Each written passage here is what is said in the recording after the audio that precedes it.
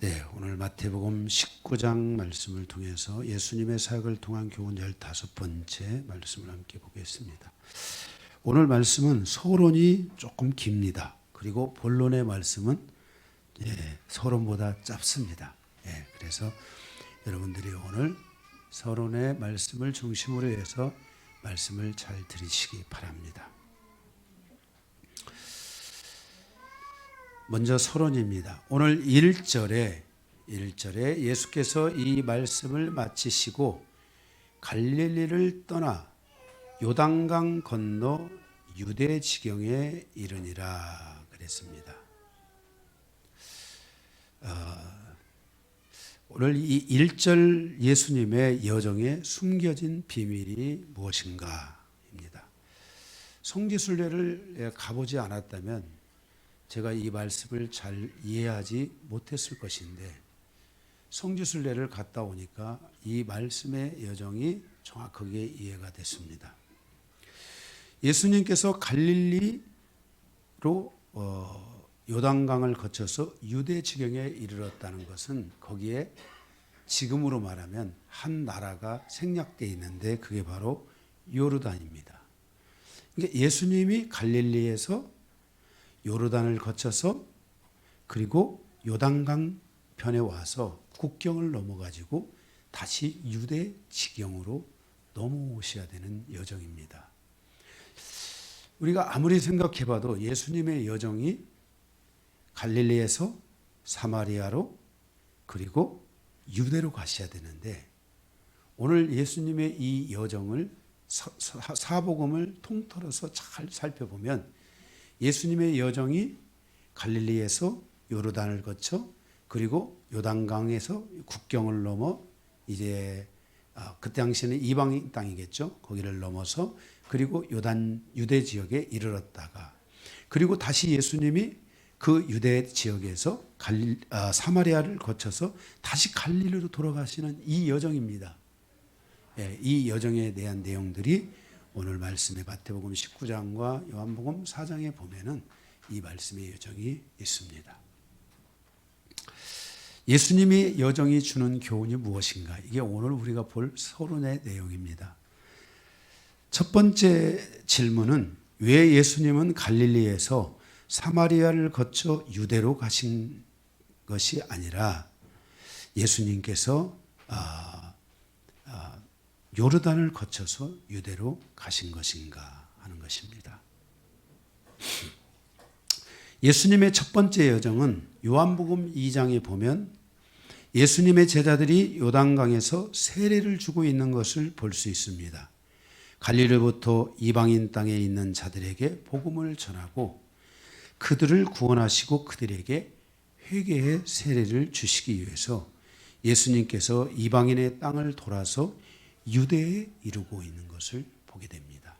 그러니까 예수님의 때로부터 시작해서 드디어 복음이 유대인에게만 한정되어 있었던 것이 아니라 이방인을 향하여 예수님의 여정이 이미 시작되었고 그리고 돌아오는 그 길은 정상적인 통로인 바로 유대에서 사마리아로 갈릴리로 가는 여정을 선택해요 갔다는 것입니다.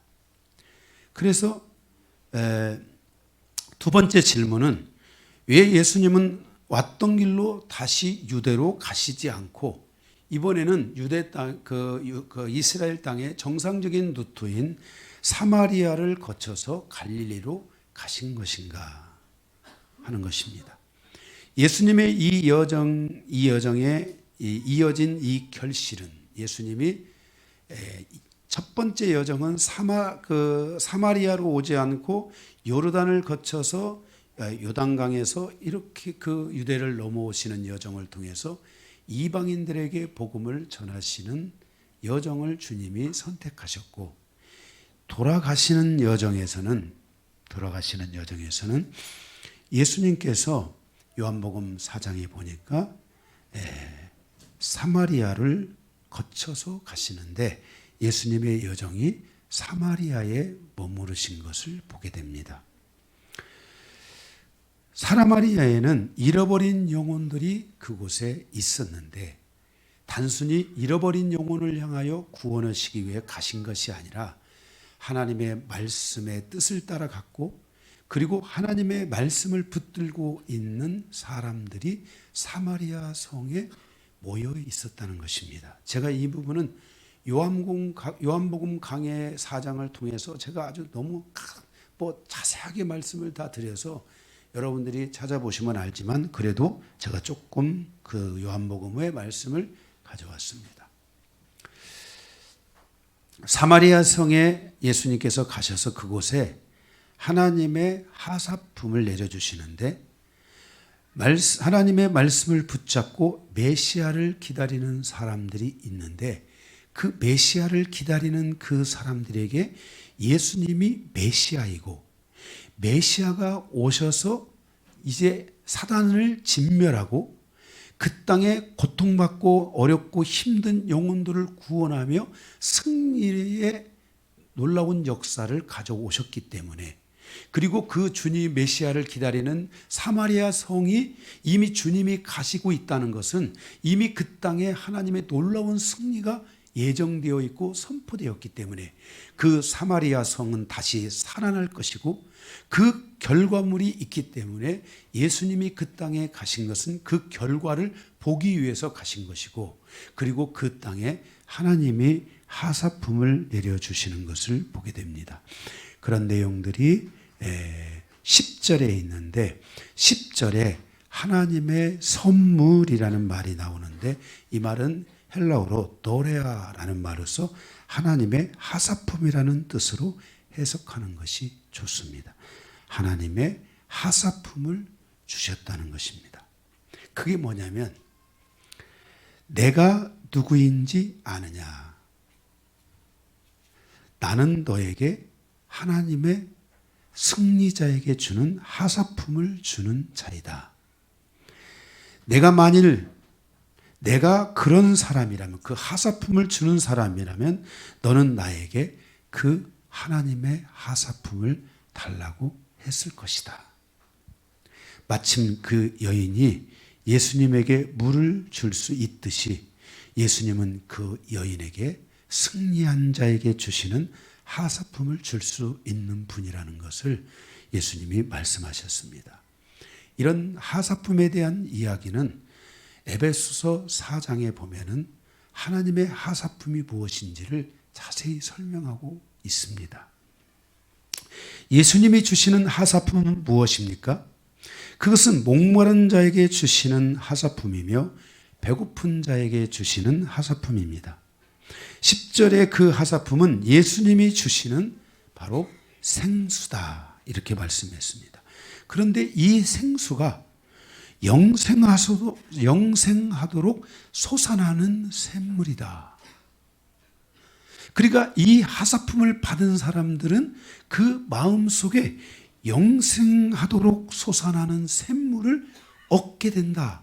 그러니까 다시는 줄이거나 다시는 배고프거나 목마르지 않는 인생의 여정을 살아갈 수 있게 된다라는 것을 말씀해 주고 있는 것입니다. 우리가 잘 알듯 사마리아는 그 땅에 이미 버려진 자들이었고, 그들의 삶은 너무나 고달프고 고통하고 정말 희망이 없는 삶을 살아가는 자들이었는데, 예수님께서 그 땅에 승리를 선포하시고 예수님이 그곳에 하나님의 하사품, 영생하도록 솟아나는 샘물을 그 땅에 부어주시기 위해서 가심으로 드디어 예수님의 십자가의 여정을 얼마 남겨두지 않고 사마리아 성에 위대한 역사가 시작되었고, 하나님의 역사의 주역들로 그들이 부르심을 받고 있다는 것을 우리에게 말씀하여 주고 있습니다. 예수님은 여기 있는 사마리아의 수가성 여인이 알고 있는 메시아는 누구인가를 열어주신 것입니다. 예수님은 수가성 여인이 기다리고 있는 메시아는 누구인가 하는 것을 드러내십니다. 25절에 보면은 요한복음이죠. 여자가 이르되 메시아 곧 그리스도 하는 이가 오실 줄 내가 아오니 그가 오시면 모든 것을 우리에게 알려주실 것이다. 그러니까 지금 자신들이 어디로 가야 할지를 몰라 머뭇거리고 있고 고통 속에 살아가고 있는데 메시아가 오면은 우리에게 새로운 역사가 시작된다라는 것을 알고 있고 그 새로운 역사를 향하여 사마리아 여인들은 그곳에서 예수가 메시아가 오기를 기다리고 있었던 것입니다. 26절에 주님이 말씀하시기를 내가 그라 내가 너희가 기다리는 메시아다.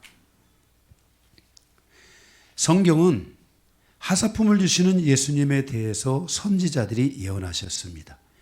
이스라엘이 멸망하기 전 예수님을 기다리는 사람들을 위해서 BC 700년대 예수님이 오시기 전 700년대 이사야 55장 1절에서 14절에 거기에 다윗에게 허락한 확실한 은혜와 다윗을 통해서 약속한 하사품에 대한 이야기가 있는데 바로 시편 68편 18절에 다윗이 언급했고 사도 바울은 에베소서 4장의 말씀을 이용해서 교회에 주시는 하사품에 대해서 말씀하시면서 에베소서 4장의 교회에 하나님의 위대한 왕이 승리를 거두시고 드디어 이 땅에 몸된 교회를 세우시고 그 교회에 하사품을 내림으로 그 땅에 있는 교회가 하나님의 큰 영광에 참여하여 하나님의 역사를 일으키는 주역들이 되고 하나님이 그들을 통해 놀라운 축복과 그 은혜의 역사를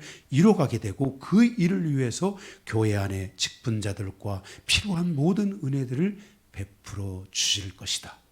이것이 바로 예수 그리스도께서 바로 왕 되신 그리스도께서 머리 되신 그리스도께서 그의 몸된 교회에 베풀어 주실 하사품이라는 내용이 있는데 이것을 예언하고 있는 것이 BC 700년대 이사야 선지자인 것입니다.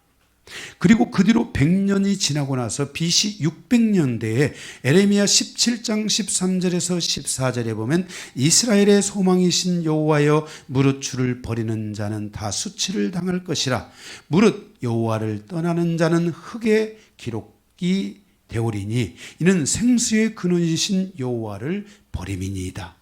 여호와여 주는 나의 찬송이시니 나를 고치소서 나를 구원하소서 그리하시면 내가 구원을 얻으리다라고 예언하였는데 바로 그 예언을 따라서 예수가 오셨고 메시아가 오셨고 그가 구원하시고 고치시고 치유하시고 회복하시는 놀라운 역사들을 그 땅에 베풀어 주셨다는 것입니다.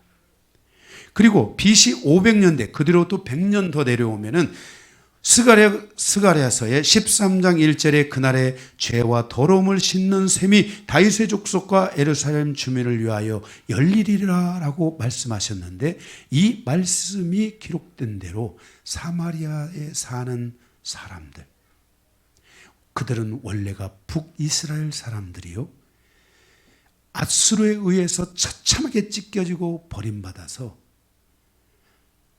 유린될 대로 유린되어지고 정말 기적적으로 살아남은 그들이 그 땅에서 이 말씀을 붙들고 이 하나님의 예언의 말씀들을 붙들고 메시아가 오시면 지금 우리는 인생이 망가지고 개처럼 살고 있고 개취급을 받고 있고 정말 사람 대우를 받지 못하고 있지만 메시아가 오면 이 약속대로 우리는 살아날 것이다.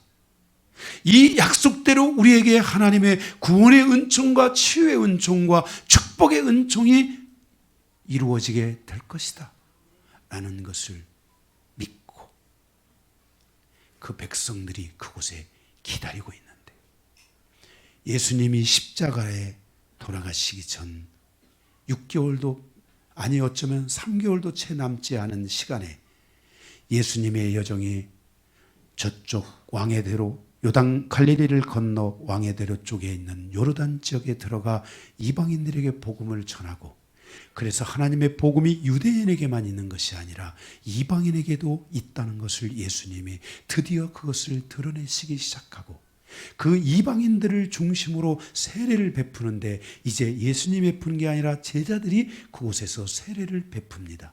그리고 그 요단강을 건너 유대에 이르러 잠시 머무시다가 예수님이 다시 사마리아 성을 가는데, 그 사마리아 성은 예수님의 사역에 하나님의 성령에 의해서 이미 예정되어져 있는 곳이었던 것입니다. 그리고 사마리아 성에 놀라운 역사가 일어납니다.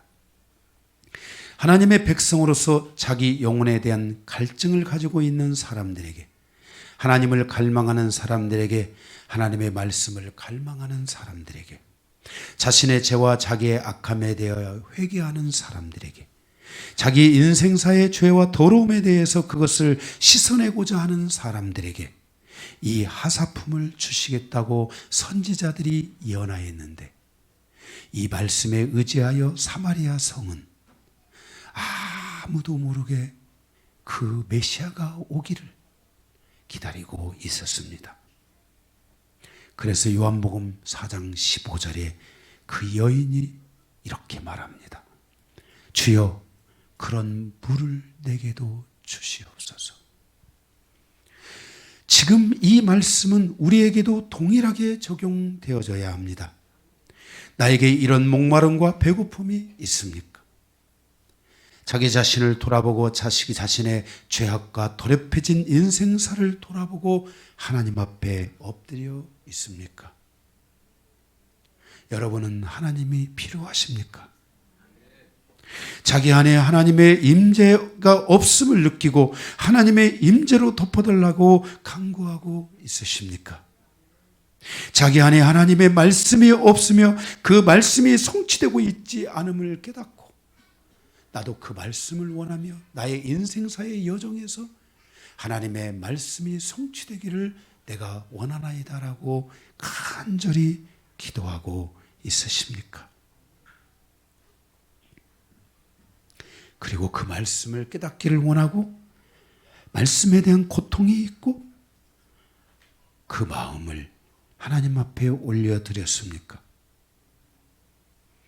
성령님은 이런 갈급함과 갈망을 가지고 있는 사람들을 아시고 바로 오늘 사마리아 성을 방문하신 주님께서 성령 안에서, 하나님의 은총 아래서 그들에게 찾아가셔서 이 영생하도록 솟아나는 이 샘물을 하사품으로 주실 것임을 믿으시고, 여러분 안에 그 하나님의 약속의 말씀에 대한 이 간절한 갈망을 가지셔야 될 줄로 믿습니다.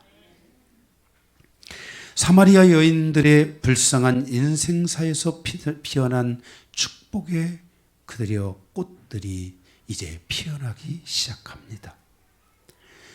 예수님은 이 여인들에게 남편을 데려오고 말씀하십니다. 이 여인의 남편이 5이 있었고 지금도 남편이 있습니다. 그런데 이 여인이 말하기를 17절에 자기는 남편이 없다고 말합니다. 18절, 그런데 예수님도 남편이 있는데 그 남편이 아니라고 말씀하십니다. 사마리아 성을 보면 유대인들이 상종하지 않는 땅, 사마리아 땅, 이 땅에 깃들어 있는 슬픈 이야기가 있습니다. 아수르 시대에 미가 선지자를 보내 그 땅이 회개하고 돌아오기를 원했지만 그 땅은 회개하고 돌아오지 않았습니다. 하나님이 선지자를 통해 말씀하시기를 너희가 회개하고 돌아오지 않는다면 내가 너희들을 싹쓸이 하겠다. 싹쓸이 심판.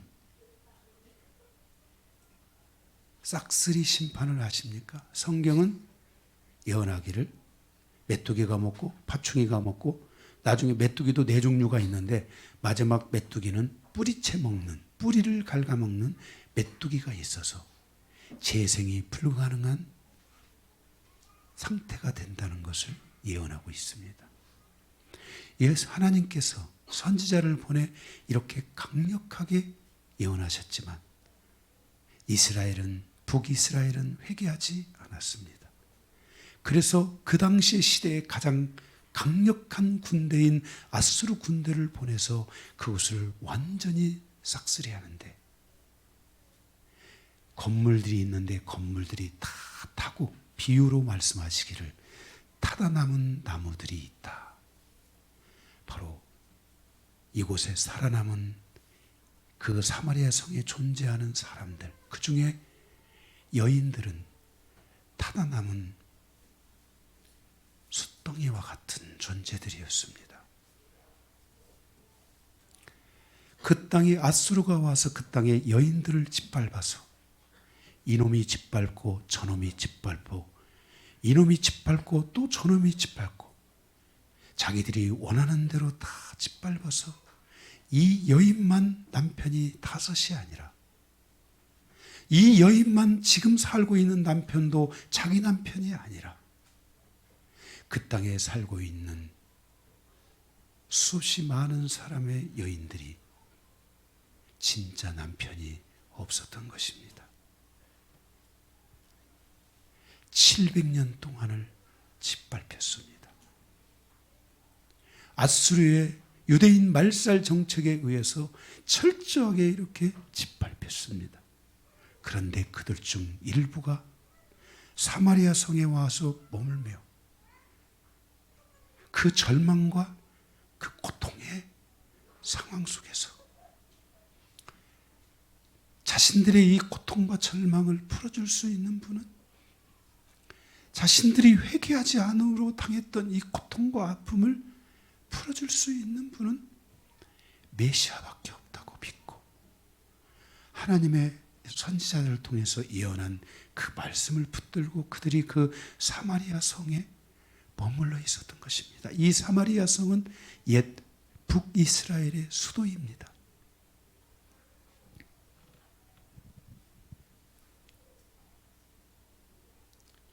이런 내용들이 왕하 17장 계속 그런 데 보면 다 나와 있습니다.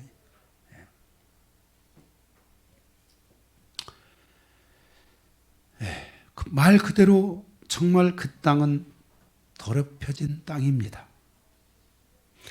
이러한 북이스라엘을 바라보며 호세아 선지자가 예언하길, 호세아 선지서에 호세아 선지자에게 너는 창녀를 데려다가 자식을 낳고 살라고 말합니다. 그래서 호세아 선지자가 창녀를 데려다가 자식을 낳고 사는데, 그 창녀는 다시 호세아를 떠나 바람을 피웁니다. 그것을 반복하지만 하나님은 호세아 선지자에게 말씀하시기를 다시 그 창녀를 데려다 살라고 말씀하십니다.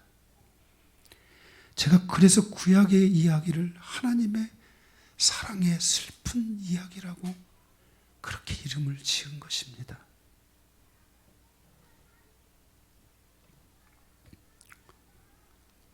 하나님은 그런 그 여인을 데려다가 살라고 하신 겁니다.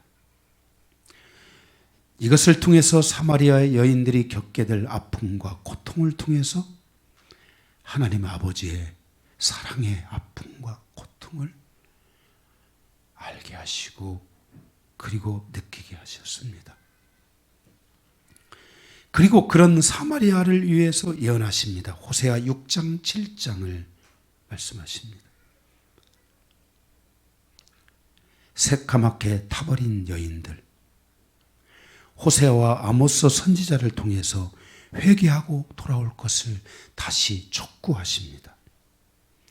하나님을 갈망하는 이들에게 메시아를 보내주시겠다고 약속하시고 있는 것입니다. 따라서 이 여인들은 자신들의 진정한 남편이 없습니다. 아들도 누구의 아들인지 모르고 자기 품에 있는 자식들이 누구의 품에서 낳은 자식인지를 알 수 없습니다. 누구든지 원하면 그 여인에게 가서 그들을 능멸했습니다. 그들은 창녀들과 같았습니다. 그래서 그들은 유대의 사회에서는 개라고 불렀습니다.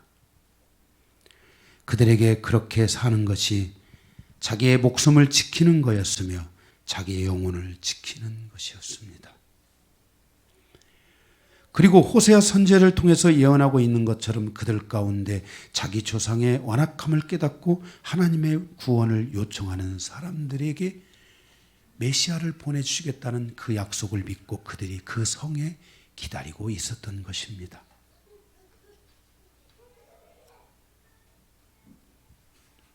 그리고 이사야 선지자를 통해서 이사야 62장의 말씀을 통해 진정으로 너희와 결혼할 신랑을 보내주시겠다고 예언하셨습니다. 헵시바, 나의 기쁨이 되신 주님이 너희에게 올 것이다. 뾰라 뾰라 뾰라, 나는 주님과 결혼한 여자가 될 것이다. 그래서 그들은 뾰라 뾰라 뾰라 주님과 결혼하기 위해 기다리고 있는 것입니다. 주님을 떠날 수 없었습니다. 주님만이 그들에게 유일한 희망이며 소망이었습니다.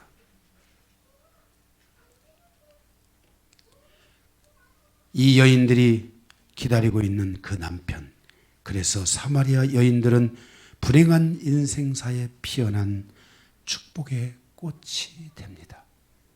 드디어 뾰라 뾰라 뾰라 주님과 결혼하게 됩니다. 수가성 여인에게 주님의 축복의 은총이 임한 것입니다. 아니, 사마리아 성에 살고 있는 모든 사람들에게 자신들의 불행한 인생사를 치유해 주실 축복의 주님을 만나고 영생하도록 솟아나는 샘물이라는 하사품을 얻게 되므로 드디어 그들은 이제 목마르지 않으며 줄이지 않으며 배고픔을 갖지 않아도 되는 놀라운 축복의 여정으로 하나님께서 그들을 인도해 가셨습니다.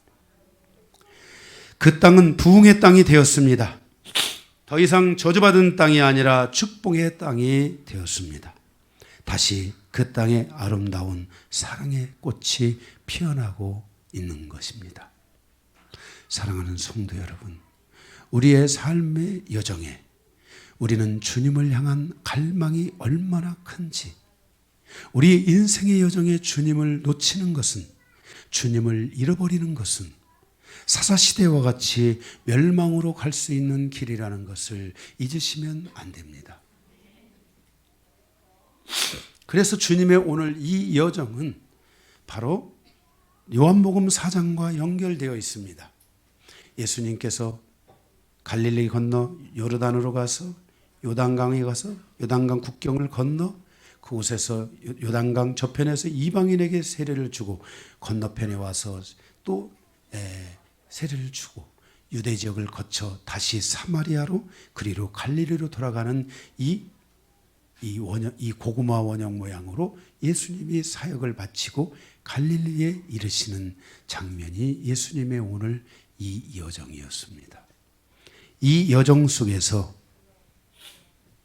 주님의 여정은 이렇게 딱 정해져 있는 여정이었는데 이 여정에 주님이 딱 해서 오시는데 그곳에 바리새인들이 예수님을 공격하기 위해 서 있는 것입니다. 오늘은 말씀은 바로 바리새인들과 예수님이 비교하는 대상들이 있습니다. 또 바리새인들이 예수님을 향하여 공격하는 내용에 대해서 예수님이 풀어주시는 내용들이 전체적인 내용이라고 할 수 있습니다. 이해가 되십니까? 네. 그럼 본론에 가서 첫 번째, 오늘 서론 길다고 그랬죠? 네.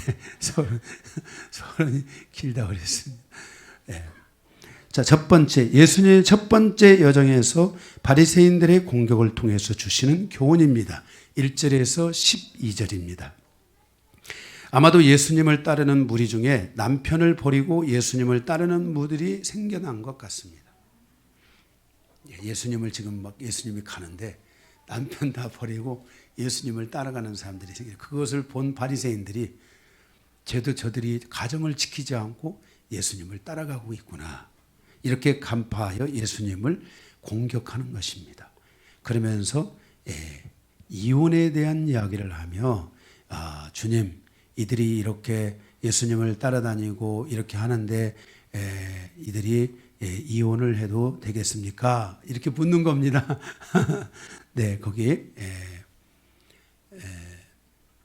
3절에 바리새인들이 예수께 나와 그를 시험하여 이르되 사람이 어떤 이유가 있으면 그 아내를 버리는 것이 옳으니까 이러면서 이혼을 해도 됩니까? 만약에 예수님이 이혼하라 그러면은 이제 가정을 깨트린 범죄자가 되는 거예요. 네. 그래서 예수님께서 거기에 대해서 말씀하시는데 그것을 제가 두 개로 나눠서 정리를 했습니다. 첫 번째 1번 가로 1번 결혼입니다. 결혼. 5절 6절 말씀하시되 그러므로 그 사람이 그 부모를 떠나서 아내에게 합하여 그들이 한 몸이 될지니라 하신 것을 읽지 못하였느냐. 그러므로 이제 둘이 아니요 한 몸이니 그러므로 하나님이 짝지어 주신 것을 사람이 나누지 못할지니라 하시니라. 그래서 결혼은 하나님께서 짝지어 준 것입니다. 저는 우리 성도님들이나 앞으로 이제 성도님들이 자녀분들이 결혼을 할 때 이 결혼을 이벤트로 하지 않기를 좀 부탁드립니다. 여러분 결혼은 하나님이 짝지어줘야 견고해집니다. 그나마 이혼율이 줄어듭니다. 그런데 이벤트성 이 결혼을 하다 보니까 갈수록 이제 이혼에 대한 것들이 많이 확장되어져 갈 수 있습니다. 그래서 결혼은 성스러운 것입니다. 뭐라고요? 결혼은 매우 성스러운 것입니다. 그래서 결혼이 잘 돼서 하나님이 짝을 지어주시도록 해야 합니다. 그럼으로써 사람이 나뉘면 안 됩니다. 이런 결혼에 대한 방향성들을 우리가 꼭 가져야 될 줄로 믿습니다. 두 번째로는 이혼입니다.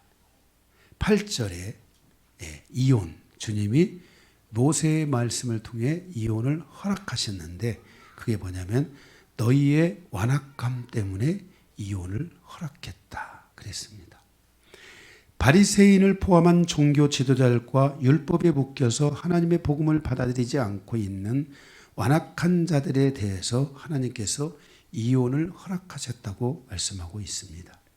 이 완악함이란 하나님께서 서로를 치유하시고 회복하여 구원에 이르도록 하고자 하지만 율법에 의해서 자신의 완악함, 고집과 회개하지 않는 마음으로 인해서 하나님의 말씀과 변화와 치유를 거절하는 사람들에 대해서는 이혼할 수 있다는 가정을 예수님이 말씀하시고 구약의 모세가 말했다는 겁니다. 그러니까 만약에 지금 남편을 버리고 예수님을 따르고 있는 수없이 많은 사람들이 가정으로 돌아갈 수 없는 것은 그들이 율법에 묶여서 예수님을 받아들이지 않고 있기 때문입니다. 예수님의 치유를 받아들이지 않기 때문입니다. 자신의 악함을 깨닫고 회개하고 변화를 거부하고 있기 때문입니다. 사람은 쉽게 변하지 않지만 아주 변하지 않는다면 그리고 그 남편이 자신을 진심으로 사랑하고 자신을 원하지 않는다면 이혼할 수도 있다라는 것을 말씀하고 있습니다. 이혼을 생각했다는 것은 가정에 다른 이물질이 생겼다는 것입니다. 그런데 그 이물질은 여러 가지가 있겠지만 그 중에 중요한 것 중에 하나는 서로의 마음입니다. 마음이 지금 문제가 생긴 겁니다.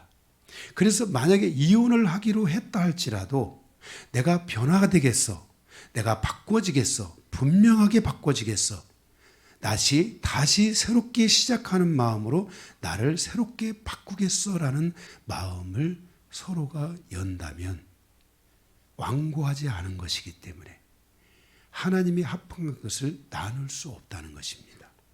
그런데 분명 이물질이 생겨서 문제가 생겼는데도 불구하고 나는 고치지 않겠다. 너나 고쳐라.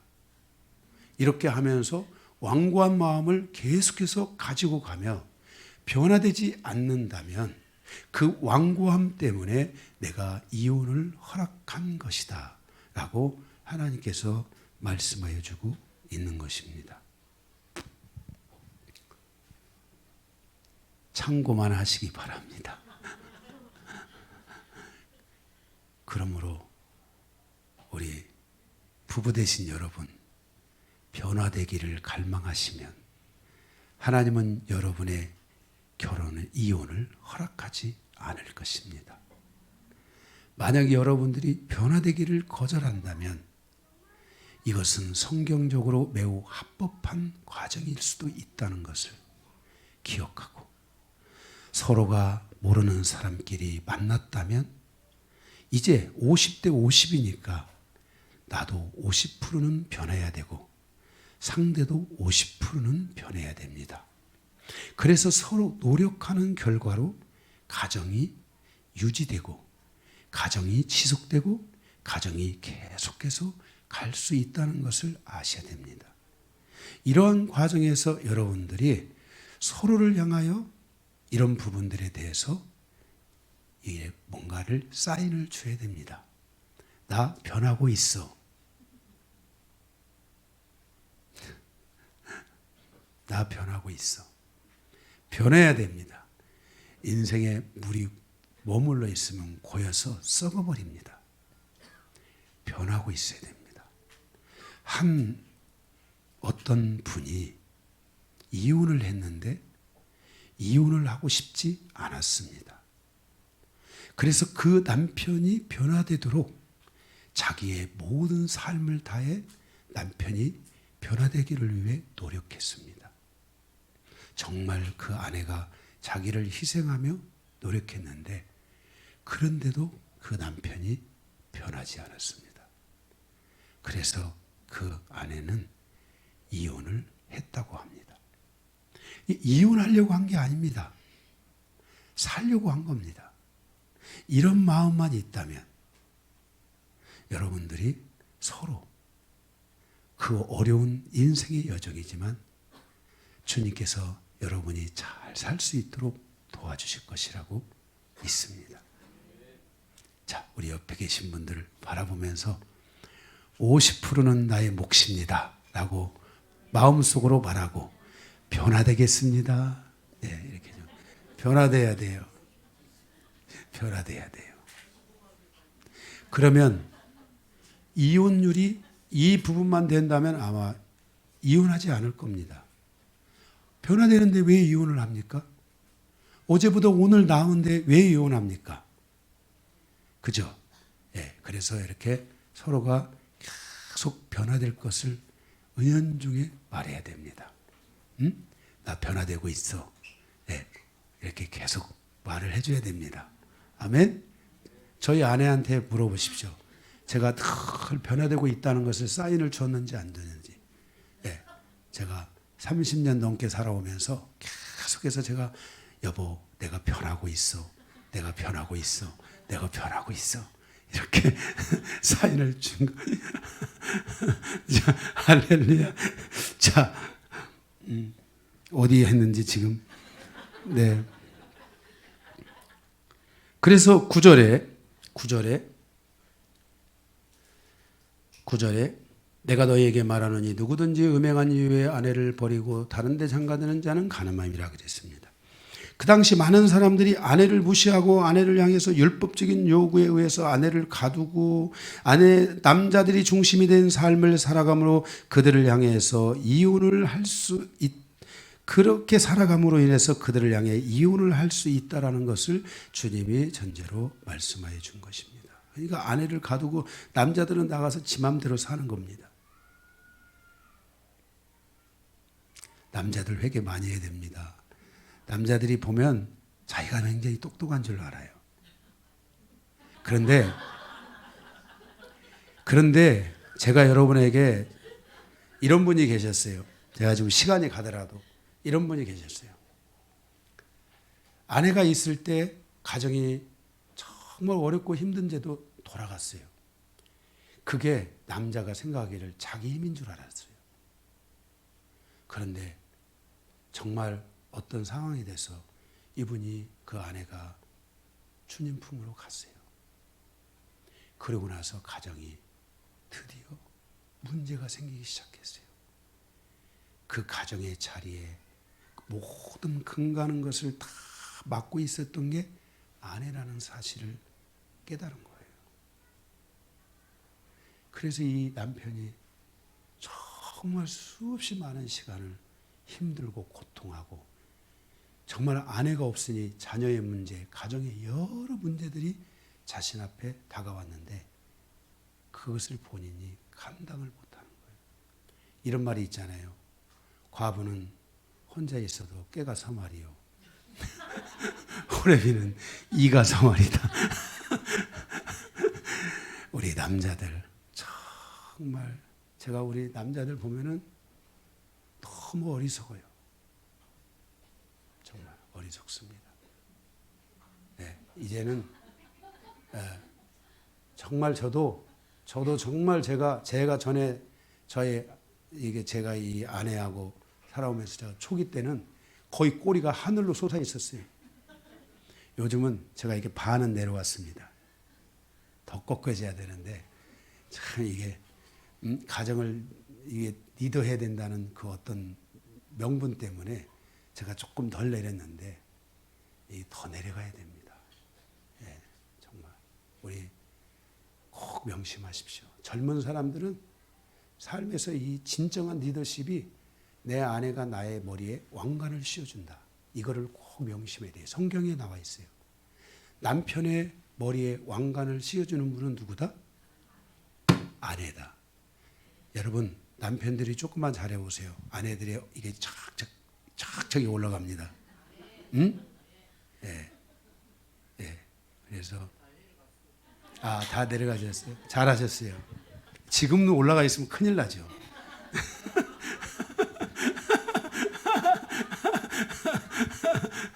네. 네. 네. 자, 그래서 이혼. 주님이 바리새인들이 그 공격을 했는데 주님이 지금 바리새인들의 그 뭘 공격한 거예요? 그들의 완악함에 대한 것을 공격하고 있는 거예요.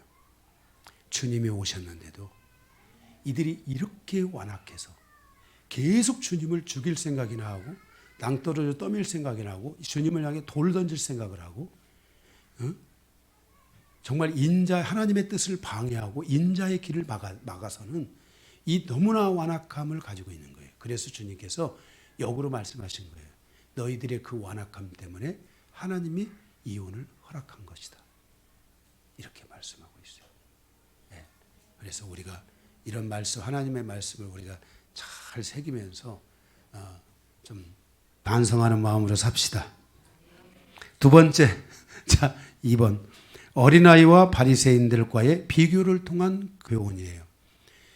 그리고 나서 이제 조금 있는데 예수님에게 안수를 받기 위해서 어린아이들이 이렇게 사람들이 어린아이들을 데리고 왔어요. 그러니까 제자들이 지금 이 바쁜 와중에 어린아이들을 데리고 오니까 애들은 가라고 그런 거예요.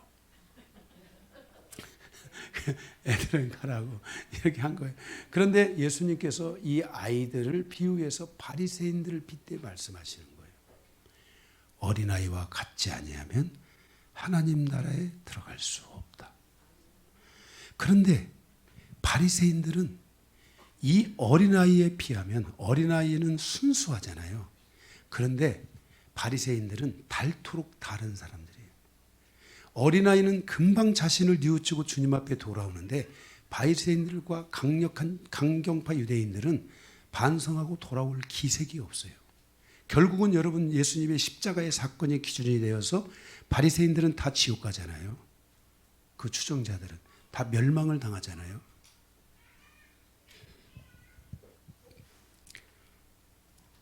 그러니까 우리는 정말 어린아이처럼 순수한 마음을 가지고 말씀 앞에 늘 순종하는 마음을 가지고 말씀 앞에 복종하는 마음을 가지고 말씀 앞에 회개하는 심령으로 살아가야 될 줄 믿습니다. 그래서 어린아이들이 예수님께 오자 제자들이 어린아이를 꾸짖는데 주님께서 천국은 어린아이와 같은 자들의 것이니라고 말씀합니다. 우리는 오늘 이 말씀을 통해서 주님이 비록 지금 어린아이의 말스테에서 말하고 있지만은 보이지 않는 바로 바리새인들에 대하여 지금 비교하여 말씀하고 있다는 것을 깨닫고 우리는 어린아이와 같은 심령으로 신앙생활을 해야 합니다. 교회 나오면 마음이 다 녹아지기 시작하고 정말 부드러워져서 짜짜론이 돼야 됩니다. 아멘? 네, 정말 부드러워져요. 네, 햇볕은 쨍쨍 모래알은 반짝. 아멘? 이런 심령으로 우리의 심령이 탁 변화되어야 됩니다. 할렐루야. 네, 정말이에요. 그래서 이게 부러지면서 이게 얼굴에 이게 주님이 우리가 이게 이제 신앙생활을 제대로 하면 말씀 안에서 주님의 하나님의 얼굴이 우리의 얼굴을 비추니까 우리 얼굴들이 이렇게 이뻐져야 됩니다. 이렇게. 예? 아멘. 예, 정말 부드러워지고 이렇게 하면 막 점점 이 입꼬리가 올라가고 막 웃음이 올라가고 눈이 올라가고 막 콧구멍도 올라가고 막 귓구녕도 열리고 막 이런 것들이 열려지면서 이게 행복해지고 부드러워지고 편안해지고 짐들이 내려지고 할렐루야. 네, 이렇게 될 줄로 믿습니다. 사랑아, 이 앞으로 한 번 더 와봐라. 어린아이. 우리 사랑이 얼마나 예쁜지 몰라요. 한 번만 싹 웃어줘. 자, 거기 서가지고, 자, 성도들을 향해서 어린아이에게 오는 것을 내게 금하지 말라. 성도들을 보면서 한 번 웃어줘. 목사님하고. 들어가. 자, 이게 어린아이입니다. 예, 응? 예. 어제 맞았어도 오늘은 웃어주는 사랑이. 맞은 적 없습니다, 어제. 네. 이렇게 어린아이와 같지 않으면 하나님 나라로 갈 수 없다겠어요. 그래서 여러분들이 집에서 계속 서로 부드러워지면서 많이 좀 웃어야 됩니다. 많이. 특별히 여러분들이 제가 항상 여러분들에게 주문하는 게 있죠. 뭘 어떻게 해라? 화장실에서 어떻게 하라겠어요? 예? 거울 보고 싹 웃어라. 그러면 누가 분노한다? 마귀가 분노한다. 자, 거울 보고 싹. 자, 한번 해봅시다. 우리 아무리 뭐 예배 시간이 길어져도 제가 이런 거 안 하려고 그랬는데 자꾸 또 하게 되네요. 자, 화장실에서 딱 자 거울 보고 싹. 오늘 집에 가셔서 한 번씩 하시기 바랍니다. 마귀가 돌아버립니다. 누가 돌아요? 마귀가 돌아요. 마귀가 돌아요. 할렐루야. 네, 많이 하세요. 많이 하세요. 정말 그러면은요, 여러분들의 삶의 마음이 정말 훨씬 편안해지고 가벼워지는 거 느낄 수 있습니다. 네. 마지막으로 바리새인의 목적과 부자 청년의 목적을 통한 교훈입니다. 16절에서 30절입니다. 바리새인들의 삶의 방향성과 부자 청년의 삶의 방향성이 같습니다. 부자 청년은 곧 바리새인에 비유되고 있다는 것을 우리는 기억해야 합니다. 그래서 여기에 대해서 주님께서 두 가지를 여기에 대해서 부자 청년에 대한 말씀을 제가 두 가지로 정리했습니다. 첫 번째, 어떻게 영생을 얻을 수 있는가? 16절에서 22절입니다. 16절에 보면 선한 일을 통해서 영생을 얻을 수 있습니까? 라고 묻습니다. 여러분에게 말씀드리지만 선한 일을 통해서 영생을 얻을 수 없습니다. 영생, 구원의 질서는 믿음, 그 다음에 구원, 그 다음에 믿음, 그 다음에 선한 일입니다.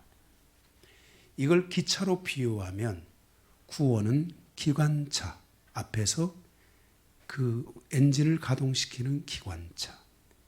믿음은 연료가 있어야 갈 거 아닙니까? 선한 일은 객실입니다. 구원을 얻은 사람은 믿음의 삶을 살아가는 여정이 시작돼야 되고, 믿음의 여정을 통해서 객실에 있는 사람들을 진심으로 돕고 사랑하는 사랑의 여정이 열리도록 해야 합니다. 그래서 이 믿음이라는 연료가 기관차에 거기에 들어가서 연료의 역할을 할 때 뒤에 있는 객실, 모든 필요한 선한 역사들은 자연적으로 일어나게 되는 것입니다. 이것을 바꾸어서 구원을 얻을 수 없습니다. 내가 선한 일을 많이 한다고 구원이 아닙니다. 내가 선한 일을 많이 한다고 믿음이 아닙니다. 세상에 가보면 믿음이 없이도 선한 일을 많이 합니다. 동정에 의해서 어떤 루트에 의해서든지 선한 일을 많이 하지만 그것이 구원은 아닙니다. 그러나 선한 일을 하는데 그것이 하나님의 질서로 간다면 하나님은 고넬료에게 베드로를 보내듯이 하나님의 사람들을 보내서 그들이 구원을 얻을 수 있도록 해줄 수는 있을 것입니다. 우리는 반드시 기억해야 됩니다. 선한 일을 해야지 구원을 얻는다. 선한 일이라는 것은 매우 그것은 객관적이지 못하고 주관적입니다. 내가 이 물 한 잔을 누구에게 줘도 선한 일이 될 수 있고 내가 이 수건 하나를 줘도 선한 일이 되는데 이 수건을 갖고 있는 그분에게는 아무 의미가 없습니다. 이 물을 갖고 있는 사람에게는 아무 의미가 없을 수도 있습니다. 선한 일을 한다고 구원이 이루어지는 것은 아닙니다. 그래서 주님께서 그 청년에게 17절에 구원을 위해서 계명을 지켜야 하고 계명을 지키지 못한 것을 회개하라고 말합니다. 진정한 회개는 말씀을 외우고 그 말씀에 대해서 반응한 것만으로 되는 것이 아니라 회개에 합당한 열매가 있어야 되고 그래야 진정한 회개에 이르렀다고 할 수 있습니다.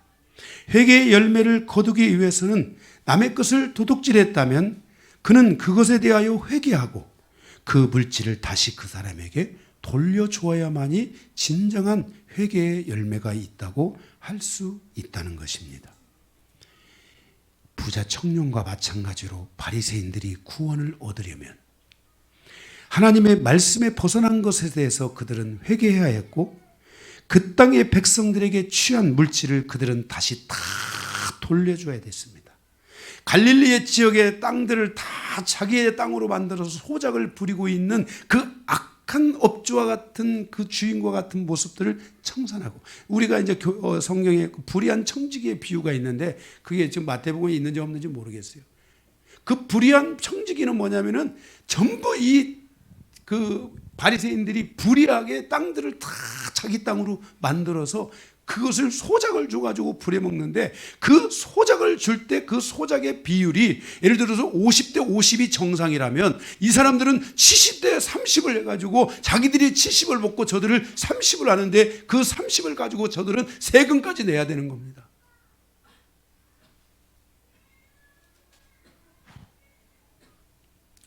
그러니 얼마나 힘들겠어요. 그 소작이 그들에게 독주입니다. 서서히 언젠가 죽어가게 하는.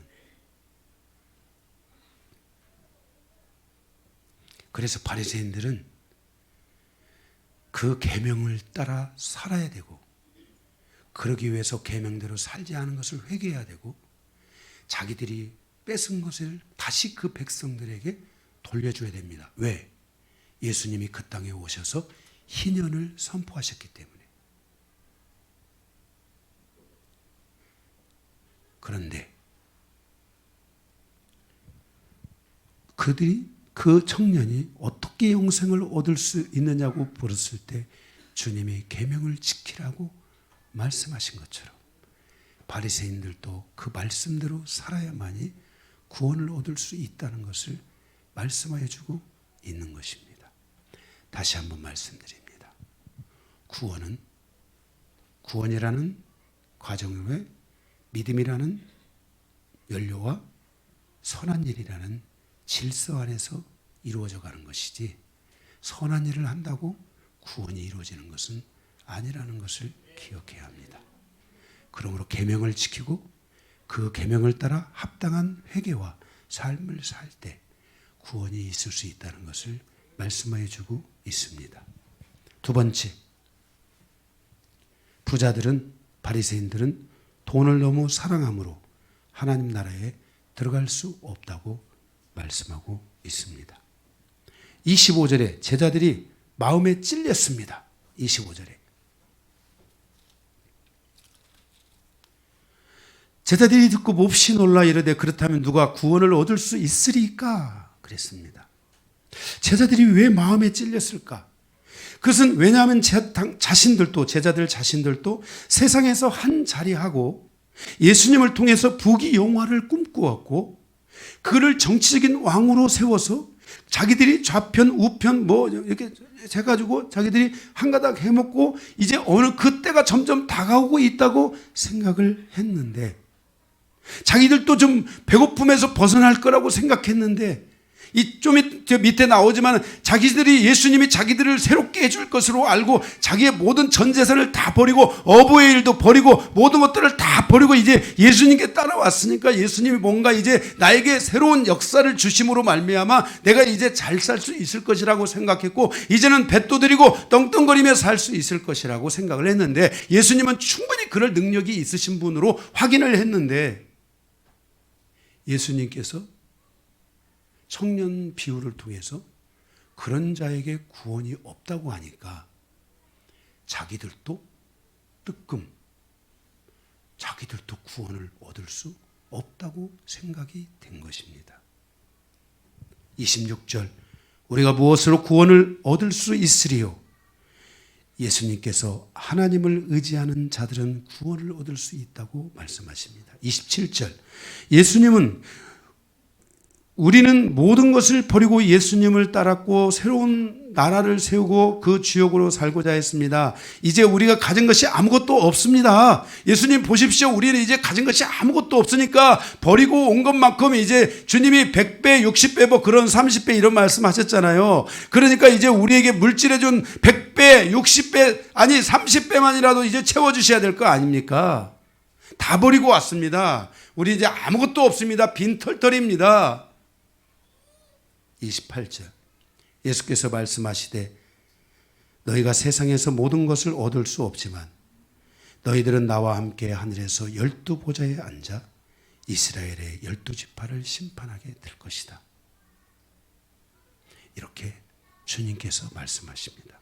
그래서 그 주님의 부르심의 초점이 땅에 있는 것보다 하늘에 있는 것이다 라는 것을 말씀하여 주시고 우리의 영혼의 구원이 중요하다는 것을 말씀하여 주십니다. 그런데 주님께서 제자들에게 그리고 그곳에 있는 자들에게 하나의 축복을 더 주십니다. 요한복음 10장에 보면 목자가 온 것은 양으로 구원을 얻고 그 다음에 뭐라 했어요? 그 문으로 들어가며 나가며 풍성한 것을 얻게 하려 하심이라 라고 말씀하셨잖아요. 그래서 주님이 구원만 주신 것이 아니라 이 땅에서의 삶에 대한 은혜도 베풀어 주시겠다고 약속하셨잖아요. 주님이 가난하게 되시면 너희를 부유케 하려 하심이라. 우리가 이 땅에 강건하면 70이요 80이요 지금 100세 시대를 살아가는데 우리가 살아가는 그 시대에 하나님의 자녀들로서 하늘에서만 구원을 얻는 것이 아니라 이 땅에서도 구원을 얻어야 된다 말씀을 드렸습니다. 그래서 구원은 패키지다라고 제가 늘 누차 말씀을 드렸습니다. 29절 내 이름을 위하여 모든 것을 버린 자들은 이 땅에서 여러 배 그랬잖아요. 이게 원어에는 100배로 딱 나와 있어요. 근데 왜 여러 배라고 했는지 모르겠어요. 원어에는 100배. 하나님이 이 땅의 것을 다 버린 자들은 100배의 축복을 주시겠다 그랬어요. 100배. 여러분 예수님의 제자들이 12제자가 이 말씀을 믿고 나가서 복음을 전하기 시작했는데요. 그 예수님을 만나는 사람들 교회들마다 수없이 많은 사람들이 100배의 축복들을 얻기 시작해서 기독교가 가고 복음이 가는 곳에는 하나님의 놀라운 축복의 역사들이 이루어졌습니다. 여러분 대한민국에 내노라 하는 병원들 세브란스 병원 다 이런 것들이 기독교에서 시작된 거고 바로 그 시작된 그 축복과 은혜들이 어마어마하다는 걸 다 아시죠? 여러분 교회 나오는 사람들이 여러분 부유한 사람이 나왔습니까? 가난하고 돈 없고 아무것도 없는 사람들이 나왔습니까? 가난하고 어렵고 하나도 없는 사람들이 나왔는데 하나님께서 대한민국에 지금 이 고도의 성장을 이루는 이 시대에 내노라 하는 기업가들, 내노라 하는 재산가들, 이런 사람들 하나님께서 교회를 통해 다 축복하여 하나님의 영광을 위해 쓰임받도록 하셨습니다.